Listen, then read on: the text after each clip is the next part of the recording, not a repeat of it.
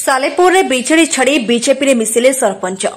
बारिगोड़ पंचायत पूर्वतन sarpanch BJD छाड़िले Salepur block बारिगोड़ panchayat शताधिक दलर कर्मी बीजेपी रे सामिल होइछन्ति। स्थानीय भातपड़ा स्थित सालेपुर बीजेपी कार्यालय परिसर में मिश्रण पर्व कार्यक्रम अनुष्ठित होइथिला। एही कार्यक्रम में टांगी सालेपुर निर्वाचन मंडलीर बीजेपी नेता अरिंदम राय जोग देथिले। बारिगोड़ पंचायत पूर्वतन सरपंच नारी नेत्री सलीमा महापात्र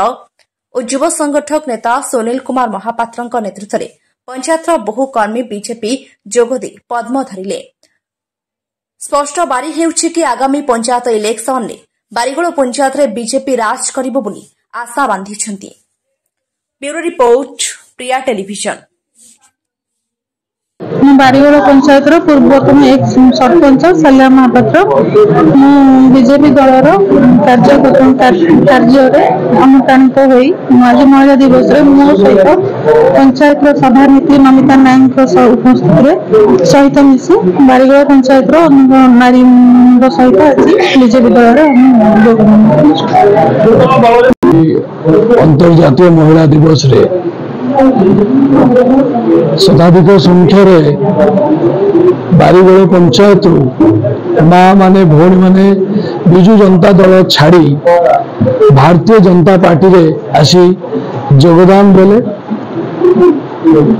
बारिगोड़ पंचायत पूर्वतन सरपंच सुनील भाई को धर्मपत्नी तांको संगरे सलीमा भाउज एवं तांको सहित संगरे तांकर महिला सभानेत्री एवं शताधिक कार्यकर्ता को धरी आज से भारतीय जनता पार्टी आदर्श रे अनुप्राणित हो नरेंद्र मोदी द्वारा अनुप्राणित हो भारतीय जनता पार्टी आज जोग देइछन्ति। तेणु एटा गोटे अत्यंत खुशीर विषय एवं आगामी दिन में गोटे सूचना देउछि जे खाली ये गोटे पंचायत नुहे आहरी बहुत पंचायत विभिन्न दलर लोक मध्य मिसवाक चाहूँगी एवं खूब शीघ्र आहरी एभली मिश्रण पर्व हम विभिन्न पंचायत शताधिक कर्मी अन्य दलर आसिकी भारतीय जनता पार्टी रे योगदान देवे। निहाती भाव में जिते लोक आम सागर जोड़ी हे विभिन्न दल से जो मिश्रण पर्व आगामी दिन में जो आरंभ है आज आगामी दिन में चलो एवं निहाती भाव में मुझे भावुची पंचायत इलेक्शन जीतबार कौन असुविधा हम ना एमती भी यही अल्प किसी दिन भारतीय जनता पार्टी सरकार आसवा पर बहुत लोग उपकृत होती सुभद्रा माध्यम माँ माने विशेषकर माँ माने भारतीय जनता पार्टी आड़ को आकृष्ट होती यहाँ गोटे शुभ संकेत